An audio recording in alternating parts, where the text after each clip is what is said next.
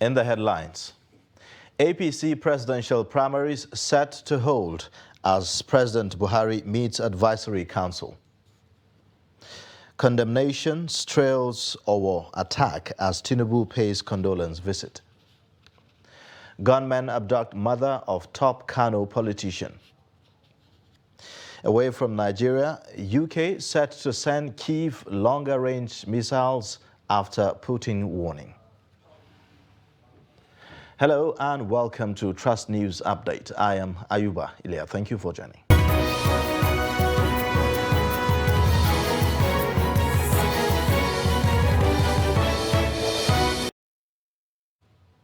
We begin with politics. President Muhammadu Buhari has continued with consultations that will cut down the number of presidential aspirants ahead of the party's special national convention on Tuesday.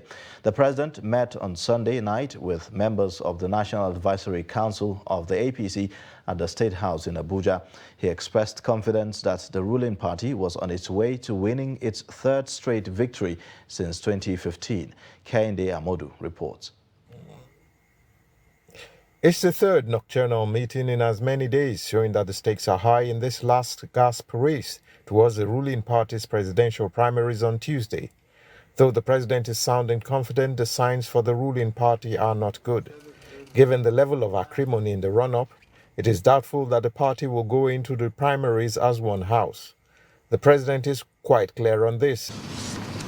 My charge and appeal to you, all of you, therefore, is to reach out to your various spheres of influence to actively promote the spirit of consultation and consensus building so that a formidable candidate for the 2023 presidential elections would emerge from the convention.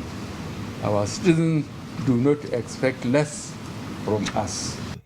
The APC leadership recognizes the need to intensify consultations so as to reduce the number of aspirants ahead of the convention. But it is easier said than done.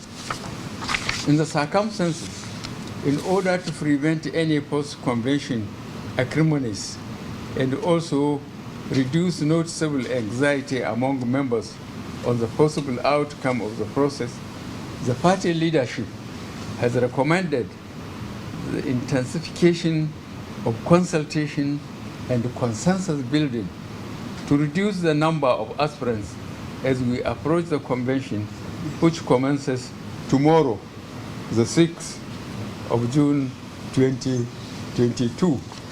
Members of the Advisory Council are unanimous that with hard work and a united front, the APC will win the 2023 presidential polls. But who will step down for who? It seems the ruling party has run out of time, unless it can pull a rabbit out of the hat before Tuesday. Kehinde Amodu, Trust TV News, Abuja. Meanwhile, the stage is now set for the 2022 All Progressives Congress presidential primary. Trust TV's Kabiru Lawal is at the Eagle Square venue for the party's national gathering. He now joins us for an update. Hello, Kabiru. Okay, so if you may, give us an update on the situation at the Eagle Square at the moment. Yes, this is Eagle Square in Abuja, where the special... Right now, the Eagle Square is beehive of activities. We can see delegates all across the states, that 6 states, coming all from nooks and crannies. And also the party supporters are also not left behind. As you can see them outside, some have spent 2-3 days saying they are enjoying Abuja, not because of anything, because the security is very, very guaranteed. And as you can see to my immediate left, the podium is also set while the delegates are in their hotel rooms. Some are taking work, especially some of the committee members, especially on security, have come to investigate what is happening right here at the Eagle Square. Also, not forgetting, if you take a look at the right-hand side, that is where the stage is, and you also see stands of media, and also not forgetting the FRC and all other agencies are all on deck to make the convention a hitch-free convention. All right, now, have you been able to speak to any of the committee members so far? That's the planning committee. Yes, right now, presently, we have not. Yes, the planning committee right now, we have not seen any of them. They're always breeze in and breeze out because it's like, as you can see, the place is still a kind of empty. Why? Because delegates are told that tomorrow is going to be the D-Day. So for now, the committee members are trying to ensure everything is heat-free because they are all working assiduously to make the convention a heat-free convention. All right. Well, thank you so much, Kabiru, for that update. We'll join you later for more updates. Now, still in politics, People's Redemption Party has announced the results of its primary election held on Sunday at the party's national secretariat in Abuja, with Kola Abiola emerging as the winner. Announcing the results, the national chairman of the PRP, Falalu Bello, said Abiola won landslide, having polled 2,097 to defeat his closest challenger, Usman Bugaje, who scored 813. Patience Ndidi and Boluga Mosugu trailed the duo with 329 and 263 votes respectively. Bello said that the PRP did its primaries differently because it wanted to take the process nearer to the people. He said the primaries of the party were held in the states for convenience. Kola is the son of Chief Moshood Abiola, the late philanthropist and winner of the 1993 presidential election, which was annulled by military President Ibrahim Babangida. The older Abiola contested on the platform of Social Democratic Party.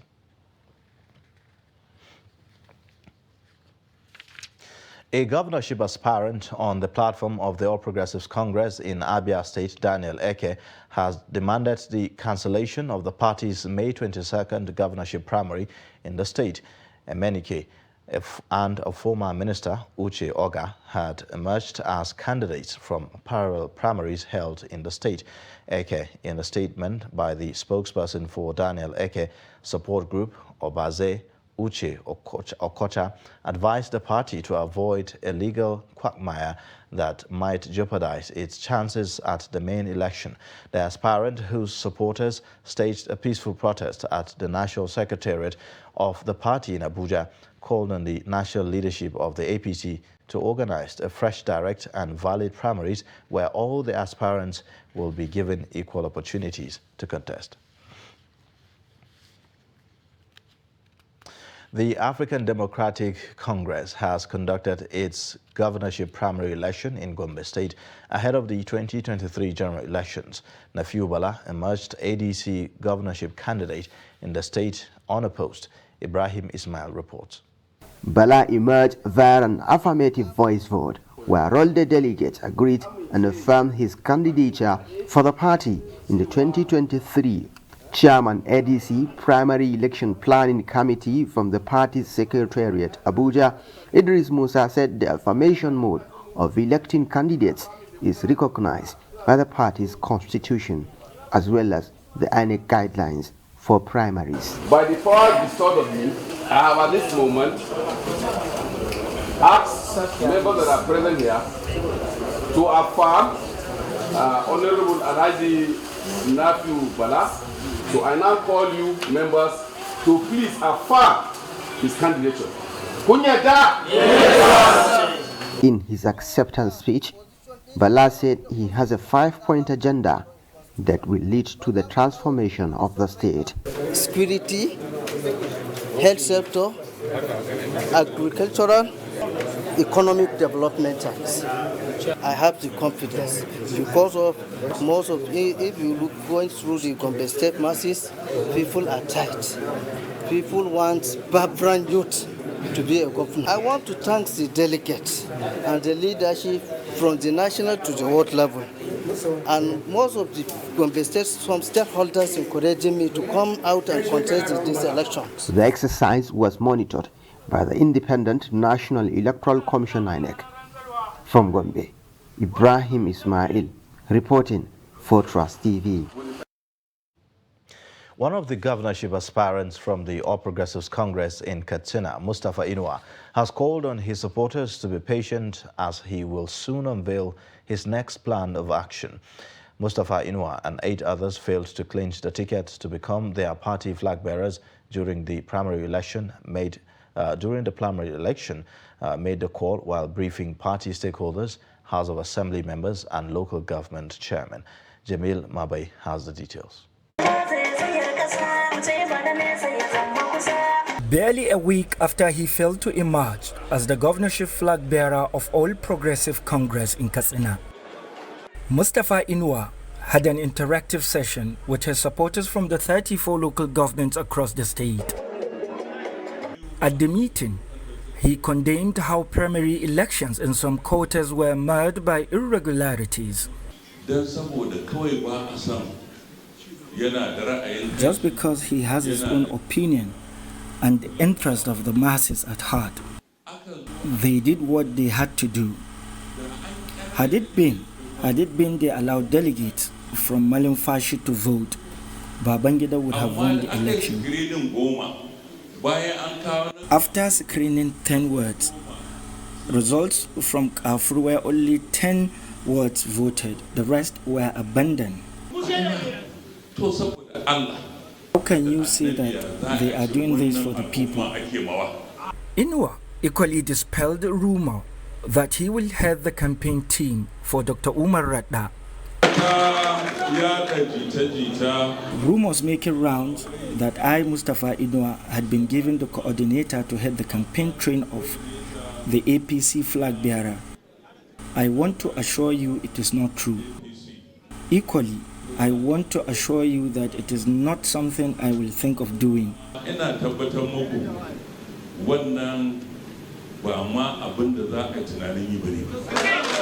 He affirmed that his quest to lead Katsina is not a do-or-die affair, adding that he will organize another session to unveil his next move.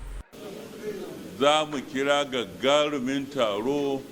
will soon call for a big meeting where each word will be represented out of the 391 words.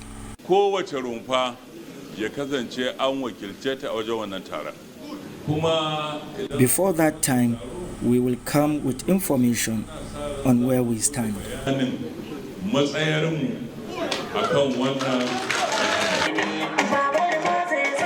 Jamilu Mabai, Trust TV News, Katsina.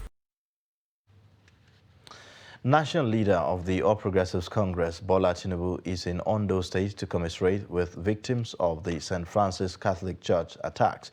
Tinubu will be meeting with the state governor, Rotimi Akeredolu, traditional rulers, particularly the Olowo of Owo Kingdom, Oba Ajibade Ogunoye, and others to sympathize with them over the development. The APC national leader will also meet with some of the worshippers that survived the attacks and relatives of the St. Francis Catholic Church attack victims. Meanwhile, Governor Rotimi Akeredolu of Ondo State has assured residents of the state that the government will hunt down assailants that attacked and killed worshippers of St. Francis Catholic Church, Owo, on Sunday. This is contained in a statement by Mr. Richard Olatunde, the Chief Press Secretary to the Governor, on Sunday in Akure. The Governor, who expressed shock at the incident, condoled with the people of Owo, especially families of victims of the attack. Akeredolu enjoined the people to be calm and sensitive, asking them not to engage in any act that could complicate the crisis.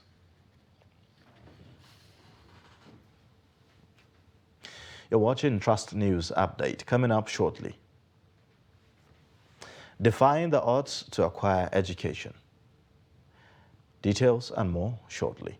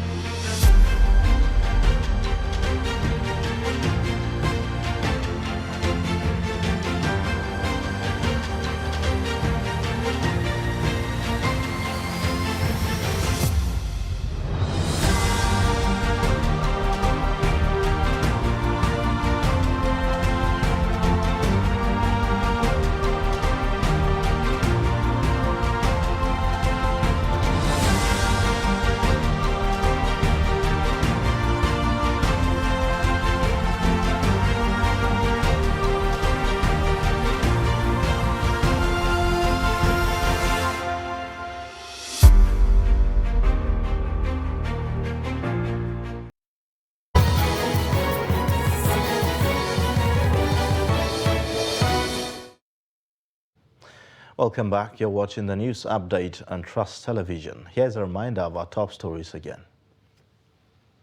APC presidential primaries set to hold as President Buhari meets with Advisory Council. Condemnations trail over attack as Tinubu pays condolence visit. Elsewhere, mother of Kano Central senatorial candidate of the platform of the All Progressives Congress, Abdul Karim Zaura, has been abducted in Kano by gunmen in the early hours of Monday. The aged mother of the politician, Laure Maikunu, was abducted at her residence in Rangaza ward of Zaura village in Ungogo local government area of the state. Chairman of the local government, Abdullahi Ramat, confirmed that the incident was reported to him by security operatives in the council. We'll bring you details of that report in our subsequent bulletin. Meanwhile, bandits on Saturday attacked Kwari community in Jibia local government area of Katsina State, abducted many villagers and left many others injured. Reports say that the attackers were on a reprisal mission following the arrest of their members on Friday by security agents. A resident of Farfaru told Daily Trust that the terrorists who attacked around 3 p.m. abducted at least 30 residents, including women and children. He added that security operatives who arrived later were able to chase the attackers out of the area. Katsina State Police spokesperson SP Gambo Isa confirmed the incident but did not provide details. Now, education is a foundation for the development and progress of any society. It is a base upon which the whole building of human development stands. In this feature, Zainab Bala tells the story of domestic servants who have chosen to defy the odds to acquire education. Take a look. Instead of to be looking at the children, I don't mind my age. I'm 20. When I left village, I don't enter school. That's why my dad just took me to here. I'm entering school. Sometimes I'll feel like say I'm going back to my village, but because I want to do school, that's why I'm still here. Something that I cannot do now, I'm trying to do.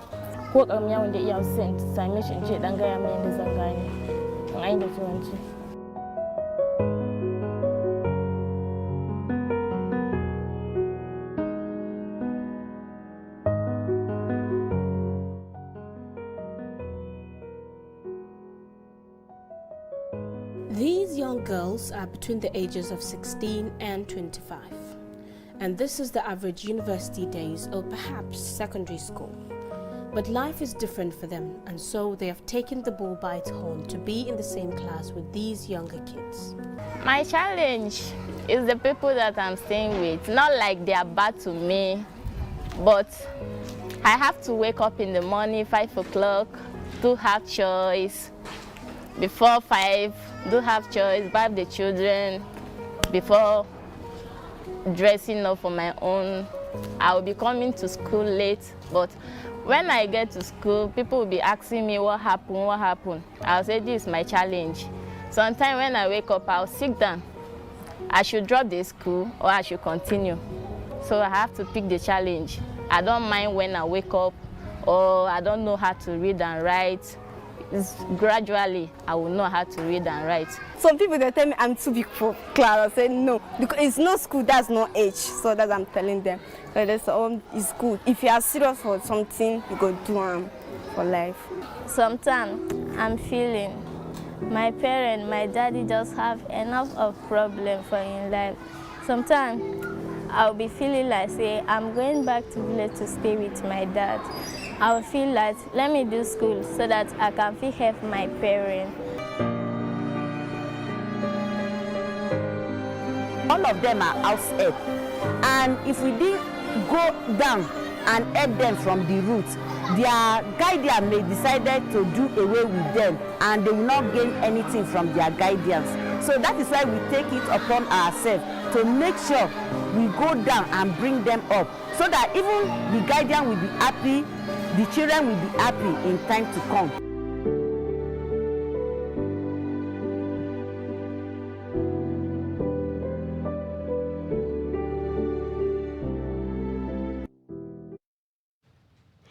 The National Drug Law Enforcement Agency says no fewer than 11 members of the trafficking syndicates have been arrested in connection with peddling of illicit drug in Abuja and Lagos. Besides the 11 suspects, a 35-year-old physically challenged lady, Kasarachi Onumajuru, who hides under her condition to deal in drugs in a community in Imo State, was also arrested. The report. First on the list of those arrested in connection to seizures at the two airports is Ofochima Chiolobi, who on Friday 20th May attempted to export to Dubai, UAE, 200 blocks of cannabis sativa weighing 30.20 kilograms concealed in 40 sacks of bitter leaf through the Sako Export Shade, a cargo wing of the Murtala Mohammed International Airport, Ikeja, Lagos.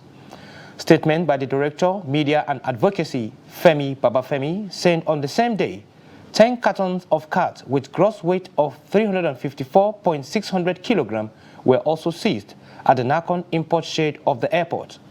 The statement noted that the following day, Saturday 21st May, a freight agent, Roland Orinami, was arrested by the NDLEA operatives attached to the local wing of Lagos Airport with 1.90 kilograms of loud, a variant of cannabis, factory packed in some bottles while trying to send via flight to Abuja. He said a follow-up operation in Abuja led to the arrest of a taxi driver, Insik Evans, sent to collect the consignment.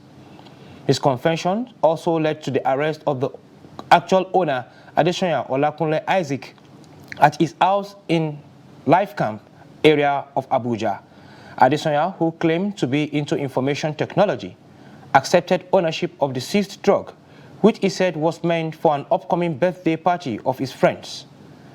Babafemi also informed that on Tuesday, 24th May, another freight agent, Moshood Aziz Olaide, was arrested at Nako Export Shade of MMIA when presenting a cargo containing psychotropic substances heading to Dubai. The illegal consignment, he said, was packed into other items such as card drinks, liquid bitters, and other non-controlled drugs.